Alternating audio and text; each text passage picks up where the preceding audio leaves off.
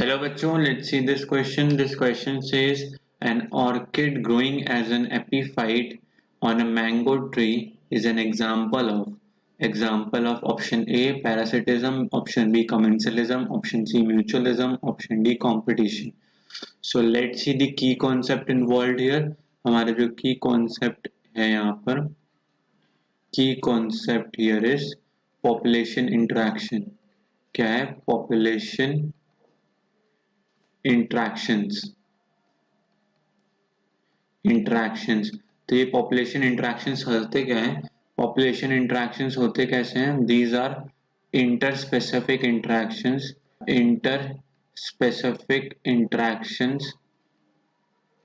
जिसमें plants animals and microbes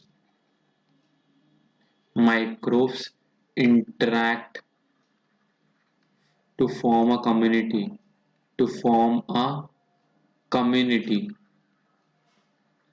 मतलब एक दूसरे से इंटरेक्ट करते हैं और ये जो इंटरेक्शन होता है इंटरेक्शन could be beneficial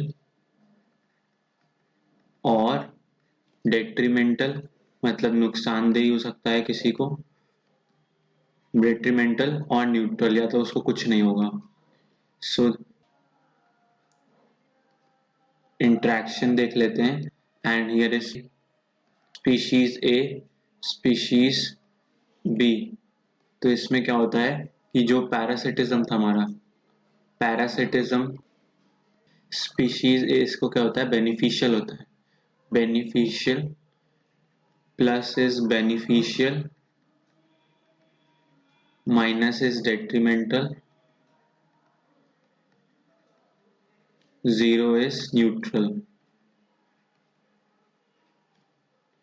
तो होता क्या है स्पीशीज पैरासिटिज्म में क्या है प्लस से मतलब है बेनिफिट हो रहा है एक स्पीशीज को और स्पीशीज बी को क्या है हार्म है तो इट्स डेट्रीमेंटल टू इट.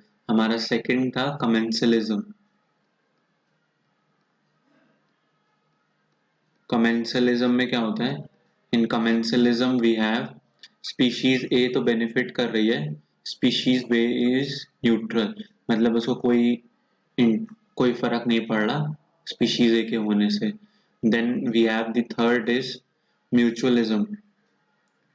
उसके बाद हमारा म्यूचुअलिज्म में क्या होता है कि स्पीशीज ए भी बेनिफिट कर रही है स्पीशीज ए भी बेनिफिट कर रही है एंड स्पीशीज बी भी बेनिफिट कर रही है मतलब इसमें क्या है दोनों को ही कुछ ना कुछ बेनिफिट मिल रहा है.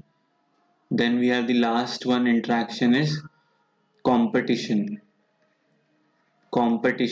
तो कंपटीशन में क्या होता है दोनों ही स्पीशीज को हार्म होता है मतलब दोनों ही स्पीशीज को हार्म होता है दोनों ही डेट्रीमेंटल है एक दूसरे के लिए. सो हमें देखना है what is an epiphyte.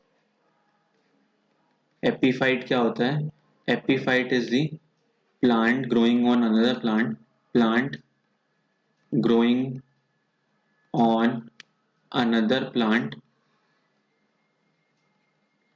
So plant growing on another plant and जो another plant है do not derive nutrition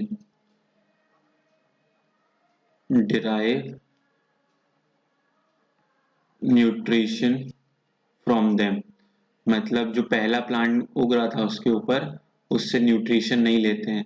तो यहाँ पर क्या हुआ ऑर्किड जो है वो मैंगो प्लांट पे उग तो रहा है लेकिन मैंगो प्लांट को कुछ खास बेनिफिट नहीं मिल रहा है. तो this is an example of commensalism.